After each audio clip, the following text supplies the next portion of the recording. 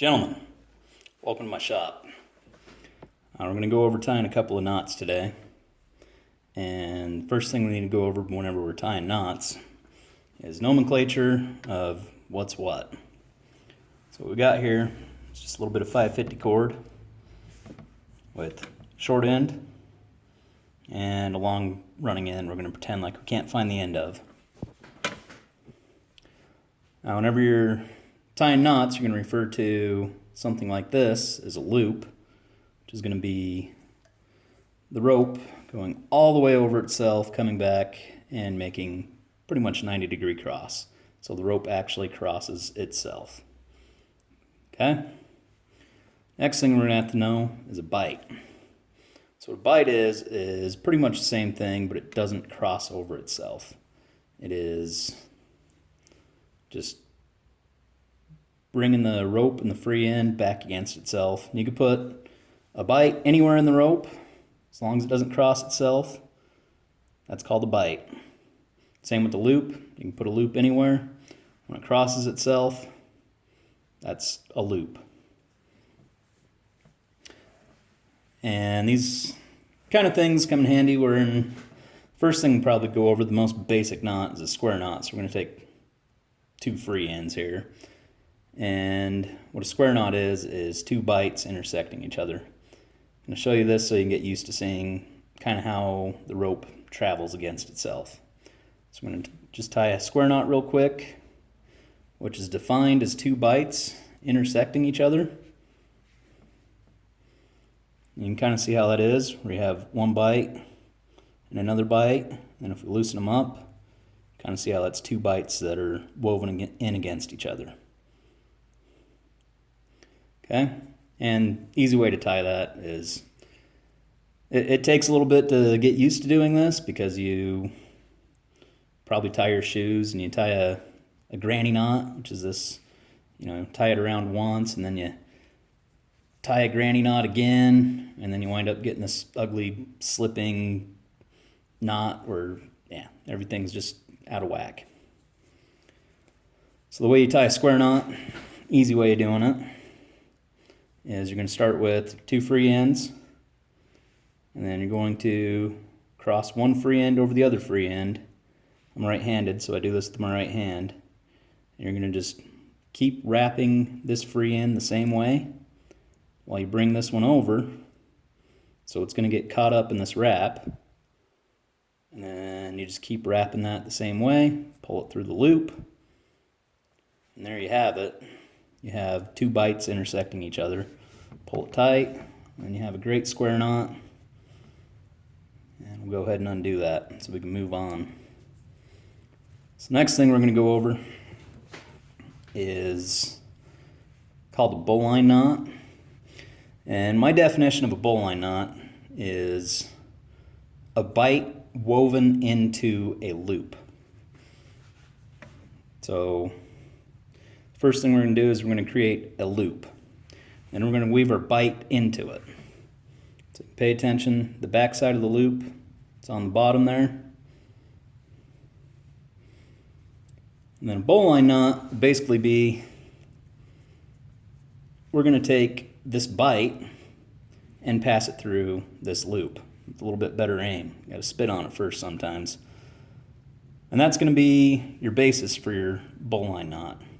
Of course, this isn't going to be a very good knot because you can go ahead and just pull that right back out. So what we're going to do to fix it is we're going to weave this bite around this loop. Kind of going out of frame there.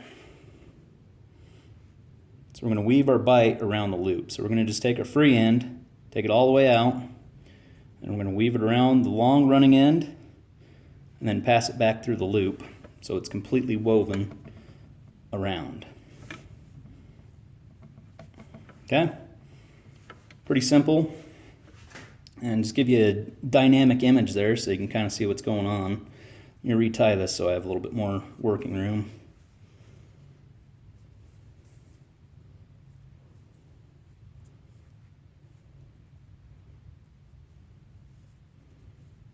Okay. Have a little bit more working room here so we can show you a loop and a bite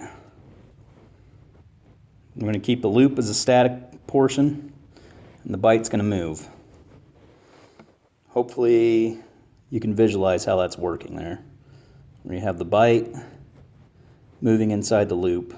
And then just go ahead and pull that tight. And there's your bowline knot. Now the technical, make sure it's correct, is this free end right here is supposed to wind up on the inside of the loop, on the inside of your circle of your bowline knot. If it doesn't, I don't think it really matters that much. That's just technically what makes it right. And then the next knot I'm going to go over, and this is for the purposes of, if you need to latch on to something, and this is why this piece of PVC pipe's here. So if you need to latch on to something and it doesn't have like a loop or a hole in it, and you can't really tie your rope into it, then you can utilize what's called a Prusik knot. What a Prusik knot is normally, you should already be familiar with this. Just made a bite here, the free end. You'll see a lot of people do this. They kind of make this little shape like that around their fingers. Pull it around in such a way, and then you can just slip that on the end of the pipe. Okay? That's your basic Prusik knot. And normally a 2-finger Prusik, this would be a 2-finger or a 2-knuckle Prusik, because there's 2 pieces. It usually doesn't yield enough friction to actually pull on something, but if you get up to a 4-finger or 6-finger, and I don't think there's really a limit to how many fingers you can put on a Prusik knot, but you're going to need more than 2 normally. I'm using PVC pipe because it's slippery, and I want to demonstrate how well this knot works on slippery materials even. So what you can do is you can do a 4-finger or 6-finger. I'm going to go ahead and just skip straight to a 6-finger and show you the benefits of using a Prusik knot. So the way you tie this free end is you'll take your running end, you'll just loop it over, then you're going to tie towards the outside of the knot here. We got 3 loops, half a 6, right? Then you're going to cross it all the way over.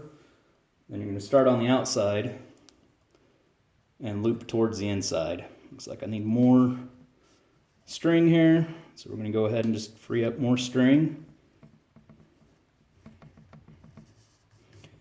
until we get our 6 fingers. And from there, you're going to pull both of them. Keep everything dressed nice and tighten it all up. Now right there is going to be a 6-finger Prusik knot, partially. What makes a Prusik knot really work is, you see, if I pull on this long running end, it only pulls on half the knot. So we want to tie both sides together, this free end and the long running end. And the way we tie those together is we actually use the bowline knot. So let's go ahead and create a loop, and then we're going to weave our bite through that loop.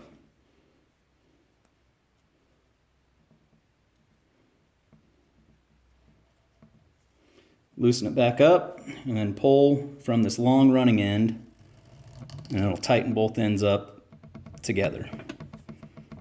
My vise is slipping.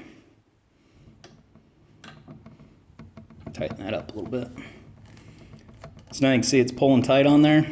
Now what this is going to do for you is, you see how you can move it freely and just slide it where it needs to go. But if you pull on this long running end, you can pull and it's going to tighten up on that slippery bit there. I'm actually pulling pretty good right now.